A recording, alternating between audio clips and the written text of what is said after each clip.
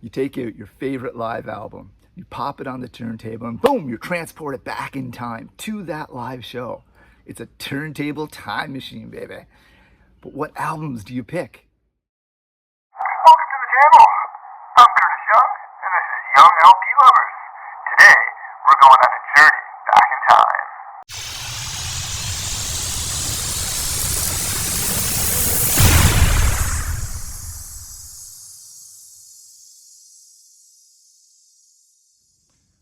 Welcome to the channel, and a special welcome to my new subscribers. Really great to have you tuning in. Yeah, I really appreciate it. Thanks so much. And I want to invite everyone watching to partake in this thread. Yeah, I want to try to get a thread going. I think I would see some really cool responses from some of you out there. So hop on it. So what am I doing today? We're doing our turntable time machine. Yeah, and I've picked 5 records that I'm going to put on my turntable and be transported back in time to that live event, right? And so I'm not going to use any of these. These were in my summer tag video, and I'll link to that somewhere up here. And in the comments of that video, I was talking about this album, and that began me thinking about, live shows, and it's the close of summer. It's the end of August. Summer is just about wrapped up, so that means festival season is coming to an end, and a lot of the outdoor live music is coming to an end now. And I was reflecting on what I didn't see, and that got me thinking about the records. And so I decided to have this turntable time machine thread. So let's just get right into it. So where are we going first? We are going back to, I'm looking at my notes, 1969, August 15th and 18th. When this baby hits 88 miles per hour, you're gonna see some serious shit.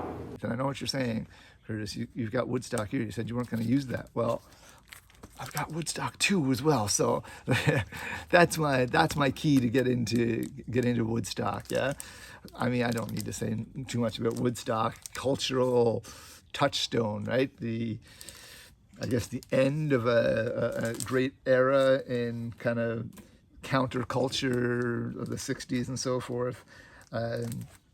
Even if I was only to see the bands on this record, Jimi Hendrix, Jefferson Airplane, Butterfield's Blues Band, Crosby, Stills, Nash and Young, that alone I'd be happy. But I'm going to say this is going to get me a 3-day pass, right? What else did I say? 32 acts, almost 500,000 people in attendance. I don't know how they got those numbers, but anyway, number 19 and the 50 moments that changed rock and roll. Yeah, absolutely. And of course the documentary that went with it and whatnot. So that's my first stop on our time machine. Yeah. Next we are going to July 13th, another summer show, 1985.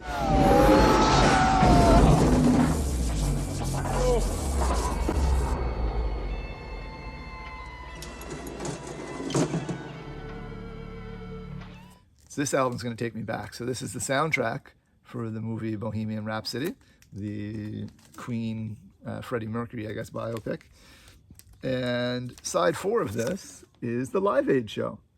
And so yeah, man, I want to go back. I want to see that Live Aid again. Iconic concert performance. I'm going to take these off because they're a bit too bright. Anyway, yeah. So yeah, just iconic, right? The Wembley Stadium, rather, sorry. One of 2 shows that was going on, one in the US, Philadelphia, and London, raising money for, I think it was Ethiopia, right? Famine in Ethiopia, yeah. What an iconic performance Queen gives, right? Freddie Mercury. Amazing. I actually prefer the lineup in the U.S. with, they got Zeppelin, they've got Run DMC, Sabbath, Crosby, Stills, Nash, Neil Young, Eric Clapton, Bo Diddley, Madonna, Tom Petty. So I'd actually rather go to that one. But in the U.S., you'd still get, you got U2, you've got Dire Straits, you got Queen, you got Bowie, The Who, Elton John, Paul McCartney. So it's, you know, it's a pretty good show as well. So I'm happy with that for my second stop.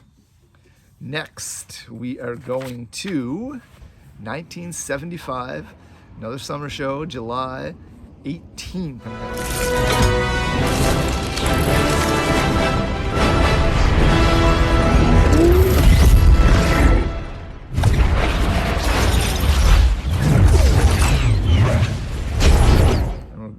And that, if you watch my channel, this is no surprise that this album made the list. Bob Marley and the Wailers, live. This is at the Lyceum in London, and yeah, they're touring. This is the opening of their, or near the beginning of their British leg of their tour. They just finished up touring in America, and I love this recording. The audience is so into it. Bob is just really coming into international stardom. I think they're touring Natty Dread here. That's right, 75. Yeah, makes sense. Anyway,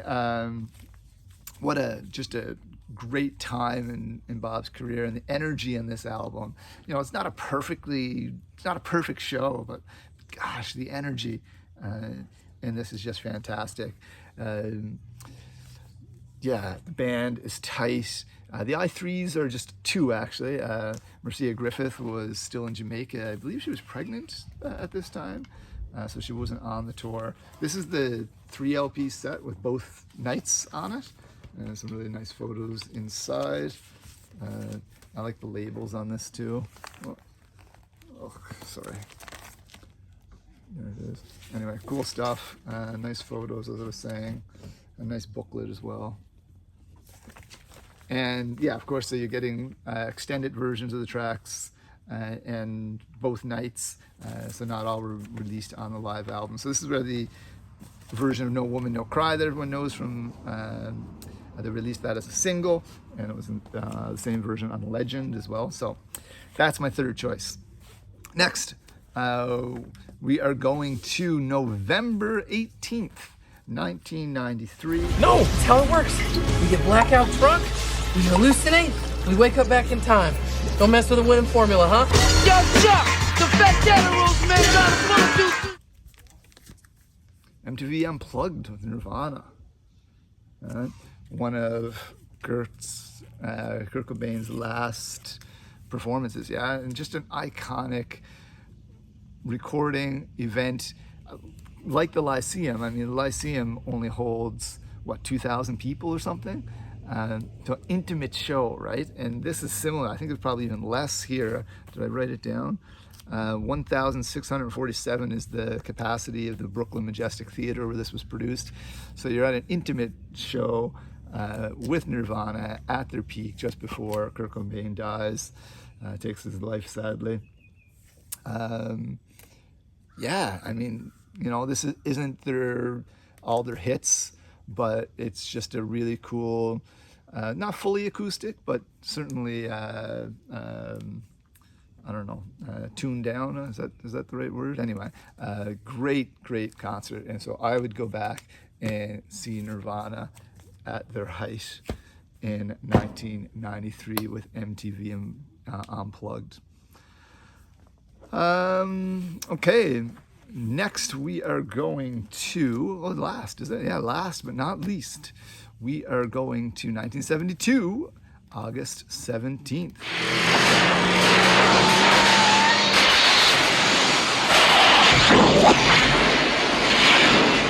Is with Deep Purple live in Japan, which is the same as Made in Japan. But my understanding anyway is this is just the one night. So there was they did 3 nights in Japan, and this is the 17th. I don't know if you can see that there or not, but anyway, August 17th at the Budokan, famous location. I just heard on another show, maybe it was Tokyo Record Stop, maybe, that the Budokan often would put it in the contract that they would do a live recording. Part of the deal that many artists work, so that's why you get so many iconic performances from that venue. In any case, what a great show this is. And I don't know if the Made in Japan is the same or if it's put together from other shows as well. Anyway, this is fantastic. They didn't want to release a live album apparently, but their management, I guess, talked them into it. And kind of the selling point was there was a lot of Deep Purple bootlegs on the market, and they thought this would help, kind of crush that and bring some money into the band, right? Instead of them getting all the bootlegs. So that was kind of the selling point, I guess. There's no overdubs on this. It's straight from the concert, so that's always nice. It's just a killer show. Double LP. Take me back. Take me there, time machine. Let's go. So those were my 5 picks. I'd love to hear from you and hear what your picks are. Maybe you do 10, do 2, whatever. I don't care. Maybe you're going back to a concert you've already been to and you're going to relive that concert again. Or you're going to find yourself and tell yourself, don't take the brown acid or what have you, right? Whatever. I'm game for it, yeah? So that's it. There's my dog. Peace. Time travel! What? I see this as an absolute win.